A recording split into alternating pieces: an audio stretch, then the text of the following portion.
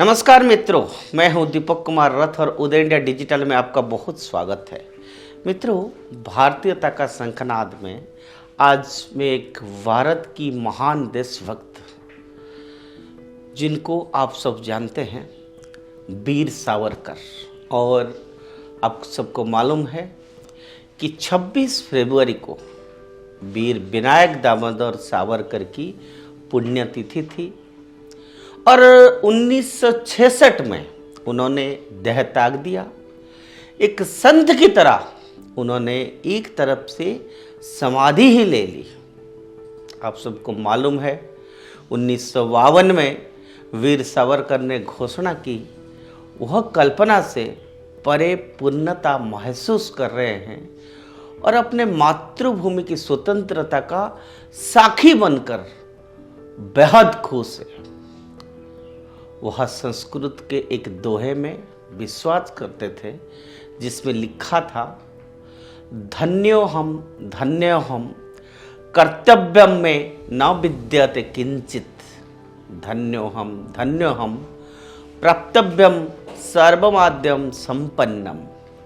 इसे इसी प्रकार अनुवादित किया जा सकता है, धन्य हूँ मैं, कोई भी कर्तव्य अधूरा नहीं रहा, धन्य हूँ मैं, अब मुझे वो सब मिल गया जो मुझे प्राप्त करना था मेरे जीवन में। मित्रों, आपको जानकर आश्चर्य होगी कि 3 फरवरी 1966 को उन्होंने भोजन से भी परहेज करना शुरू कर दिया। कुछ दिनों के बाद उन्होंने तरल पदार्थ से भी परहेज कर लिया।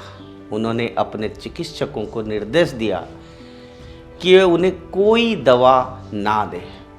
26 फरवरी 1966 को सावरकर ने अपनी हाथ जोड़े और धीमी आवाज में संत तुकाराम का दोहा उद्धृत किया, अहि जातो आमुच्य गावा, आमुचा राम राम धावा।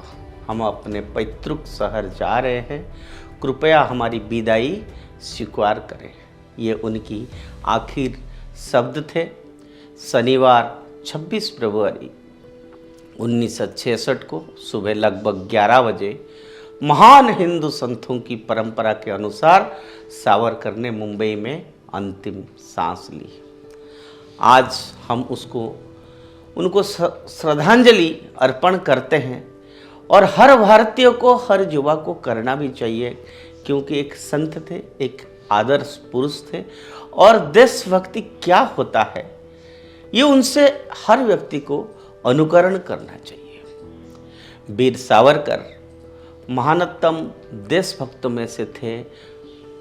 राहुल गांधी सहित कांग्रेस पार्टी का कोई भी नेता उनकी खुलेआम प्रशंसा नहीं करता, क्योंकि कांग्रेस जानती है कि अगर भारतीय सावरकर की विचारधारा का पालन करना शुरू कर दे, जो अधिक व्यवहारिक भी, तो वे कांग्रेस की विचारधारा हमेशा के लिए त्याग देंगे। वीर सावरकर भारत की स्वतंत्र संग्राम के इतिहास में विदेशी वस्तुओं की होली जलाने वाले पहले व्यक्ति हैं। साहसी क्रांतिकारी 14 साल जेल में काटे, जिसमें 11 साल भयानक अंडमान की सेलुलर जेल में भी काटे। हमें सही भारतीय इतिहास दिखाया उन्होंने।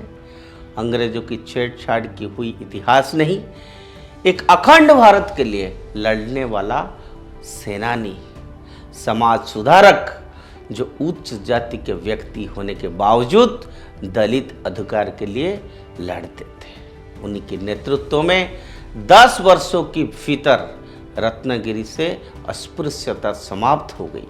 जब वो घर में से नज़रबंदी थे, उन्होंने दलितों द्वारा अपने निजी खर्चे से चलाए जाने वाले रेस्तरां और भोजनालय भी खोले थे।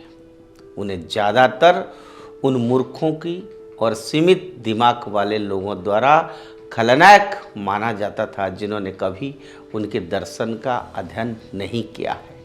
वो आज की राजनीति में प्रासंगिक है, क्योंकि अब लोगों को कांग्रेस द्वारा उन्हें बदनाम करने के लिए की गई राजनीति का एहसास हो रहा है और इसीलिए भी आज लोग अधिक समझदार हो गए हैं और कांग्रेस द्वारा की गई सभी कमियां, जोड़ तोड़ और झूठ के बारे में अधिक जागरूक हैं। अगर आपको पता ना हो तो यह भी बता दूं कि नज़रबंदी से रिहा होने के बाद 1937 में सावरकर को कांग्रेस द्वारा सदस्यता की पेशकश की गई थी, लेकिन कांग्रेस की संदिग्धता को समझते हुए सावरकर एक सच्चे देशभक्त की तरह कांग्रेस को ठुकराते हुए विपक्षी दल हिंदू महासभा में शामिल हो गए हैं। खैर, ये तो एक अलग बात है जो सबके सामने है, लेकिन आज मैं आपको बताता हूँ कि एक के पीछे कहानी जो शायद ही किसी को पता भी हो। सावरकर को काला पानी की सज़ा क्यों दी गई और किसने भेजा? क्या आप जानते हैं सावरकर को किस जुर्म में 50 साल की सज़ा सुनाई गई थी? चलिए आज मैं आपको बताता हूँ। क्या आप जानते हैं कि विभाजन का बीज कब बोया गया था? मित्रों, 1906 में विभाजन से 41 साल पहले की बात है। 1906 में मुस्लिम लोगों का संगठन हुआ और उन्होंने वाइसराय लॉर्ड मिंटो और secretary of state John Morley से भारत में अलग मुस्लिम अधिकारों की मांग की, जबकि उस समय कोई बड़ा हिंदू मुस्लिम संघर्ष नहीं था। साथ ही कांग्रेस ने ब्रिटिश सरकार में भारतीयों की अधिक भागीदारी की भी मांग की। 1909 में ब्रिटिश सरकार ने भारतीय परिषद अधिनियम लाया गया, जिससे मार्ल मिंटो सुधार कहा जाता है। इस अधिनियम ने इतिहास में पहली बार ब्रिटिश सरकार में मुसलमानों के लिए अलग आरक्षण प्रदान किया। वह सबसे खतरनाक प्रावधान था। उस समय कांग्रेस दो भाग में बंटी हुई थी, नरम दल और उग्रवादी। नरम दल, गरम दल। कांग्रेस की प्रतिक्रिया मिश्रित था। कुछ ने विरोध किया, कुछ ने मार्ले मिंटो सुधार का समर्थन किया। लेकिन भारत में एक व्यक्ति था जिसने अंग्रेजों के खतरनाक इरादों को समझा और इसका कड़ा विरोध किया, और वो व्यक्ति विनायक दामोदर सावरकर ही थे। अब शुरुआती सवाल, सावरकर को 50 साल की सजा क्यों दी गई? और उत्तर यह है, उन्होंने ही मार्ले मिंटो सुधार के खिलाफ विद्रोह किया था। किसी कांग्रेसी नेता को गिरफ्तार क्यों नहीं किया गया, जबकि उन्होंने भी इसका विरोध किया था?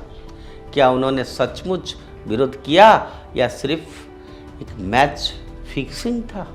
क्योंकि बाद में उसी कांग्रेस ने खिलाफत आंदोलन और स्वतंत्रता आंदोलन में मुस्लिम लोग से हाथ भी मिला लिया।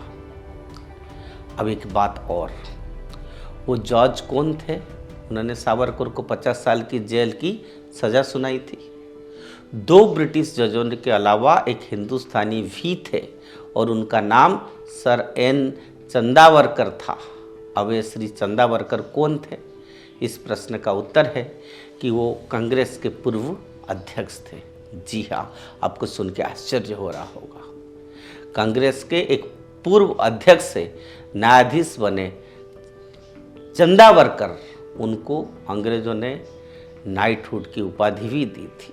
सन 1900 में उन्होंने 1 साल के लिए कांग्रेस का अध्यक्ष पद संभाला था, जिसके इनाम में उनको बॉम्बे हाईकोर्ट का जज बना दिया गया। तो इसका मतलब है कि सावरकर के काला पानी के पीछे कांग्रेस का ही समर्थित आदमी था। अब आप सोचिए, सावरकर जैसे देशभक्त के प्रति उनकी मानसिकता पहले से ही ठीक नहीं थी। ये गांधी की हत्या और हिंदुत्व का जाल कांग्रेस ने फैला ही इसीलिए ताकि वो अपने कुकृत्यों को छिपा सके। वीर सावरकर भारत के सबसे महान स्वतंत्रता सेनानी तो थे ही, और नकली मनगढ़ंत नहीं थे। वो सच्चे देशभक्त थे। वो भगत सिंह, आजाद और सुभाष चंद्र बोस की तरह असली देशभक्त थे। देश के लिए रोते थे, देश के लिए जीते थे, देश के लिए मरे हैं। उनकी मुख्य ताकत उनकी बुद्धिमत्ता थी। वो सबसे बुद्धिमान, दूरदर्शी बौद्धिक और ब्रिटिश साम्राज्य के लिए सबसे बड़ा खतरा थे और इसीलिए वो ब्रिटिश की एजेंट कांग्रेसियों के लिए सबसे बड़ा खतरे थे।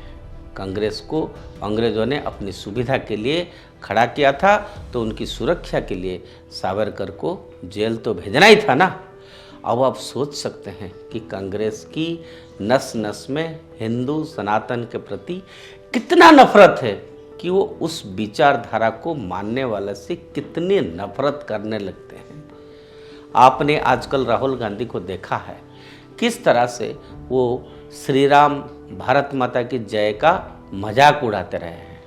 यह नफरत उसी अंग्रेजी मानसिकता से पैदा हुई है जिसने कांग्रेस को जन्म दिया। अब आपको मित्रों ये सारा विषय, ये सारा तथ्य को पढ़ने के बाद, जानने के बाद, अब ये आपका विषय है, आपको तय करना है कि देश को किस दिशा में जाना चाहिए। आखिर इस देश की युवा सावरकर की आदर्श से अनुप्राणित होना चाहिए या सावरकर की प्रखर राष्ट्र नीति, राष्ट्रभक्त वाली भावनाओं को विरोध करना चाहिए। ये आज की विषय है। ऐसा विषय आज आपके सामने उनकी पुण्यतिथि पर उदय इंडिया की तरफ से हमने रखा। आज के लिए इतना, और इस तरह से गहरे स्टोरीज, न्यूज स्टोरीज, जो रियल हिस्ट्री जो देश नहीं जानता है, जिसको तोड़ मरोड़ के अंग्रेजों ने लिखवाया है इतिहास में, ऐसे ऐसे विषय हम आपके सामने रखा है वीर सावरकर के बारे में।